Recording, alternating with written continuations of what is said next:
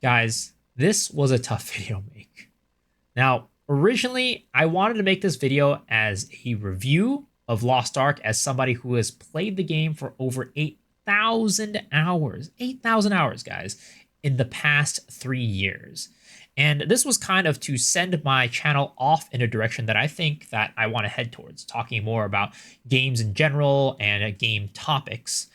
But the more I tried to make like a full review of the game, covering the good, the bad, and the ugly, the more it just felt unnatural and forced. Talking about the good parts just felt disingenuous, and discussing the bad parts, it just felt like I was ranting.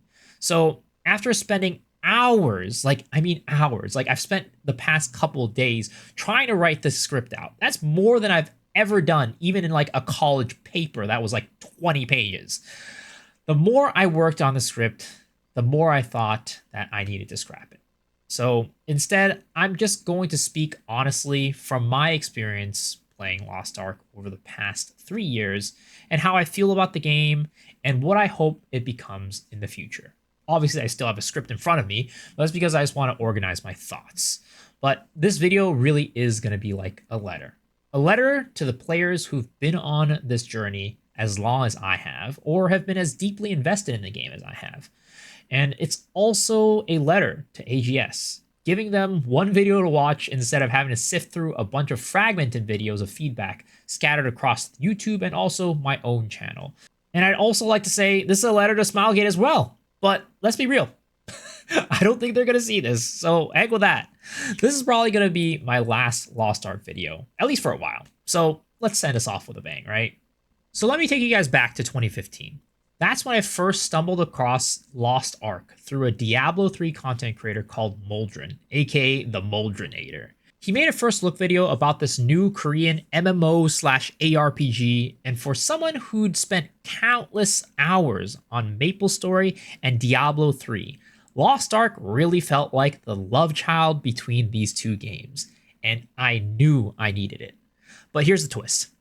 I didn't know it would take another 7 years before I could actually play it, because at the end of the day, it was a Korean MMO, which meant that by the time it launched in Korea in 2019, the majority of the Western world was unable to play it.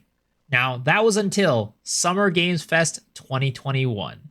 Lost Ark was finally announced for the West and was slated to come out that fall, with alpha and beta tests on the horizon. I was beyond excited. So excited, in fact, that I couldn't wait.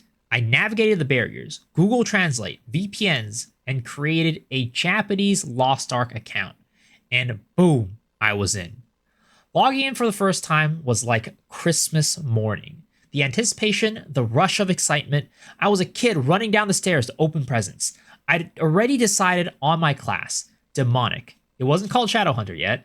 The flashy animations, the transformation mechanic, it was love at first sight. Diving into the story was surreal. Stepping into Prideholm wasn't just entering a new game world. It felt like stepping into a dream I'd been holding on to for years, and it wasn't just about the game itself. It was about the journey, the anticipation, and the emotional payoff. I was so hooked that I ran the campaign 4 more times with the Scrapper, Gunslinger, Deadeye, and Paladin, just to soak in every single moment before the Western release. In the Japanese version, I reached Argos, which was the pinnacle content at the time, and after I cleared that raid, I decided that I was done with the game for now, and proceeded to wait until it came out in the West. But as we know, the Western release was delayed. Why? Well, my guess is as good as yours, but my guess was that New World had to come first, and that wait was agonizing. Now, why am I telling you all this? That's because I was obsessed with Lost Ark, and I know I wasn't alone. Lost Ark came out in the West and peaked at over 1.3 million concurrent players. It was one of the most successful MMO launches ever. But fast forward to today, and the story is a bit different. The player count has plummeted by a little bit over 98%, and even after a major update with a brand new class with Wild Soul, we're only seeing a peak concurrent of about 20,000 players. So, what happened to Lost Ark? Well, I've actually crafted an entire list of problems that I'll list on the screen right here, but I'm not going to go over every single one of these problems because that would take hours. But instead, I will go over the two fundamental problems with Lost Ark right now. The first one being a broken progression system, and the second being a predatory monetization model, both of which, in my opinion, has Smilegate as its root cause. So let's start off by talking about progression. Progression is the heartbeat of any MMO. Players crave that sense of growth, the thrill of getting stronger, upgrading gear, and leveling up. Some progression is tangible. It's easy to observe. When you upgrade X piece of gear, your stats and numbers go up. But some progression is intangible. It's hard to see the impact of that upgrade. Lost Ark offers two main types of tangible progression. The first one being character levels. Your character starts at level 1 and you progress all the way up to level 70, and each level boosts your stats and unlocks new skills and skill points. The second one is item levels. These rise through honing, upgrading your equipment, which allows you to take on higher level content. Those are the tangibles. What about the intangibles? The game features an engraving system, which essentially consists of passive skills that enhance your character's abilities. There's also tripods that upgrade the strength of your skills. Then there are accessories that boost your stats like outgoing damage, crit chance, crit damage, all those things. And that's not all. There are endgame progression systems like elixirs and transcendence, which upgrade your gear with additional stat boosts and passive skills. Then there's the Ark passive system, which provides even more passive upgrades to your skills and character stats. Oh, and let's not forget the Karma system, which upgrades your Ark passive tree and grants additional passive stats. But wait, there's more. There's also advanced honing that upgrades your item level, but don't confuse that with regular honing. It's completely separate, and it kind of does the same thing though, but doesn't offer the same level of stats. And oh yeah, you guys get what I'm saying, right? There are so many different types of vertical progression systems that it becomes extremely overwhelming for anybody trying to pick up the game and figure out how all of these systems work. But let's say you're a veteran and you've been playing the game since day one. You probably have a good understanding about how these systems work. But let me ask you something.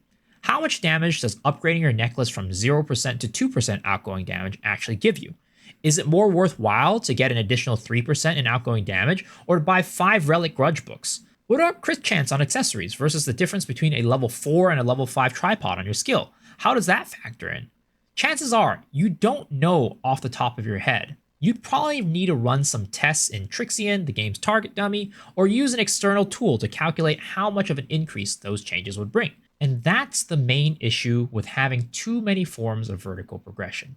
It gets to a point where you don't even know which upgrade will give you the most benefit, and there's no tangible way in the game to figure it out without using some sort of external calculator. In most other games, progression is more tangible. You'll often see things like tooltip DPS that fluctuate based on a character's changes, or a combat level that increases with any upgrade to your character in general.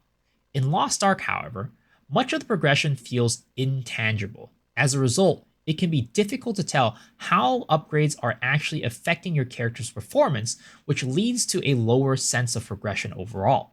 And in my opinion, progression is one of the main reasons why people even play MMOs. Fortunately, players have developed workarounds using third-party tools that provide more detailed performance information. Some legal, some not so much. However, there's one progression issue that players can't fix, and that's the speed of progression. This became extremely clear to me recently during a conversation with some of my friends who've been playing since launch. They mentioned that the game feels boring now because the raids are just too easy, something that I've echoed in the past. But reflecting on that, I realized that while Lost Ark's raids and combat are excellent, they're not the core reason why most players stick around. In fact, many players try to clear raids as quickly as possible every single week. So whether a raid is easy or difficult, after the first few weeks, how fun it is doesn't really matter. What does matter, though, is the progression.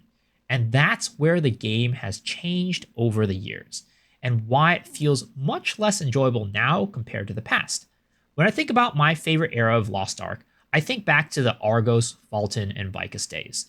Back then, you could expect significant upgrades every single week, whether it was increasing your item level by honing gear or by obtaining new relic pieces that fundamentally transformed how your characters played. And even today, the foundational principles from those relic gear sets still shape how our characters operate, though in a different form factor, but the principles are the same.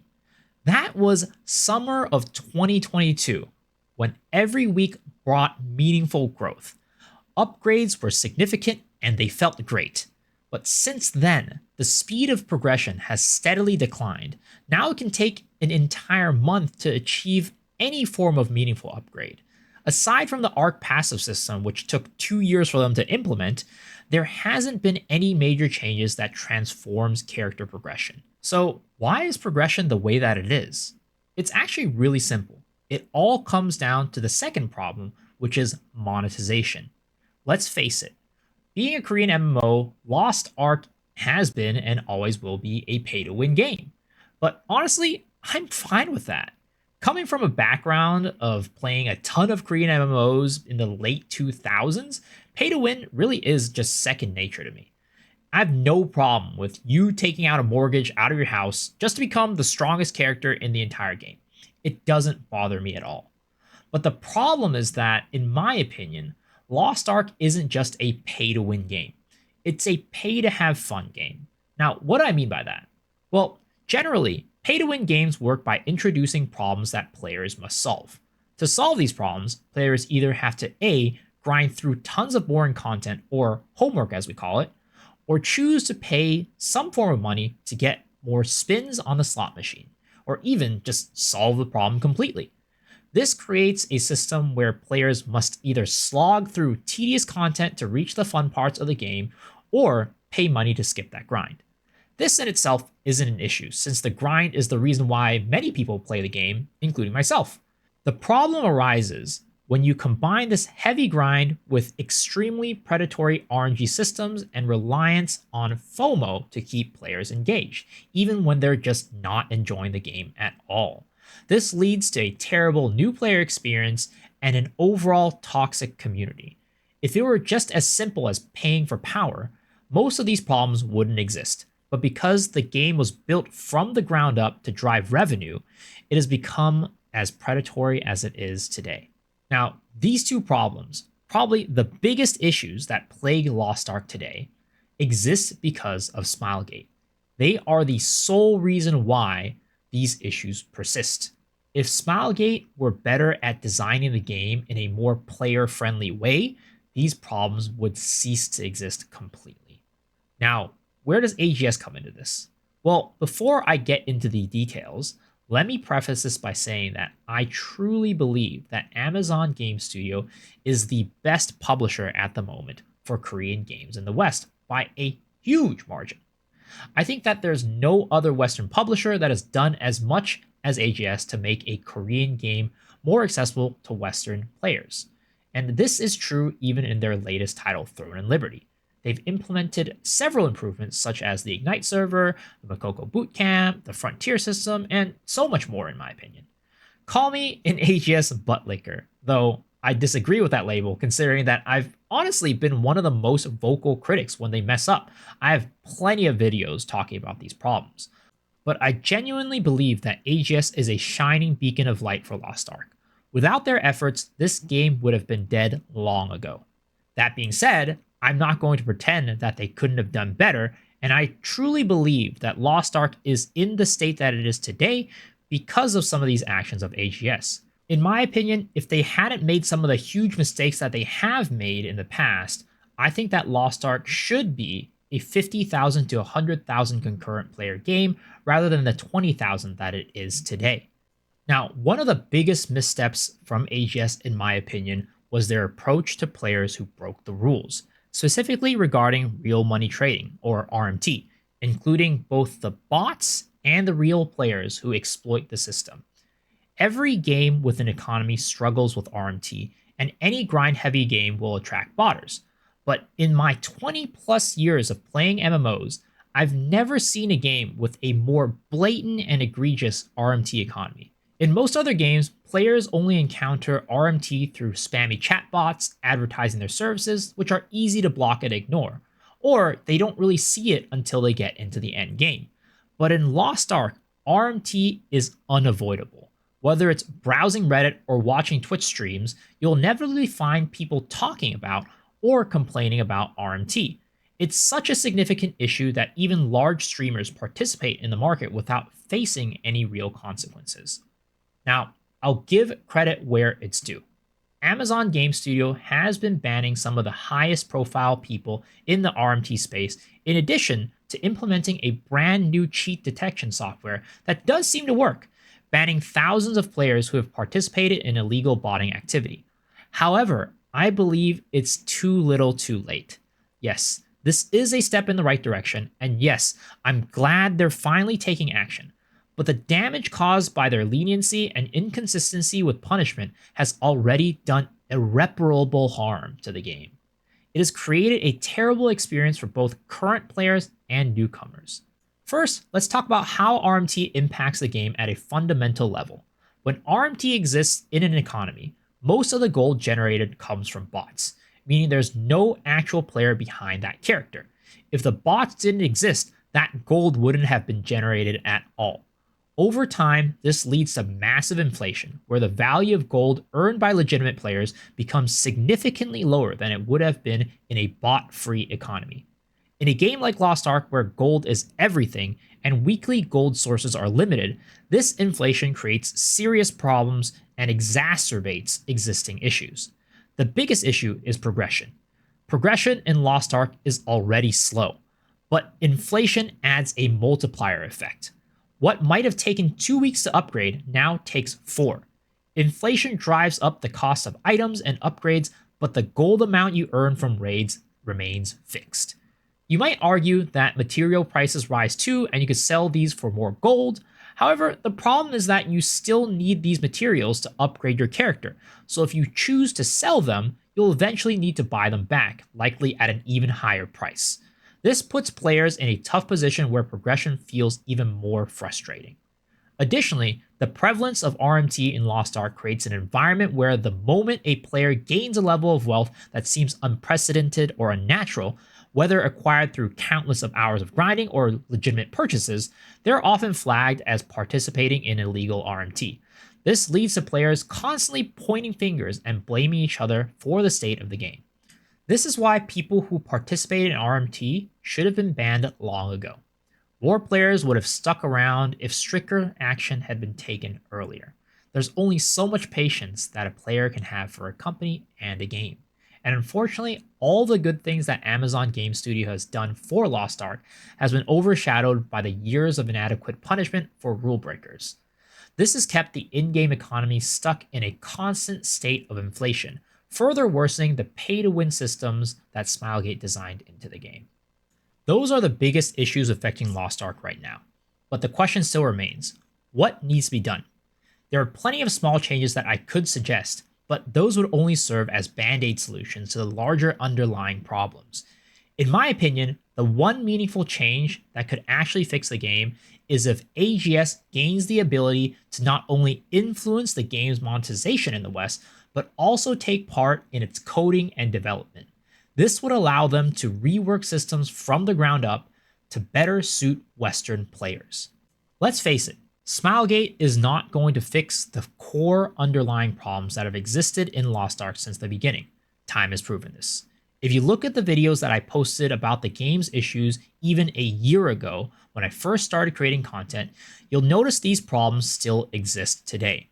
Sure, they may have taken different forms, for example, transitioning from traditional honing to advanced honing or the transcendence issues, all of which are tied to progression, but the core issues still remain the same. You can go even further back before I started making content and it doesn't even matter.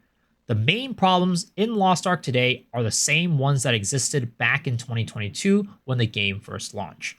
But we've seen what a publisher with development authority for their region can achieve.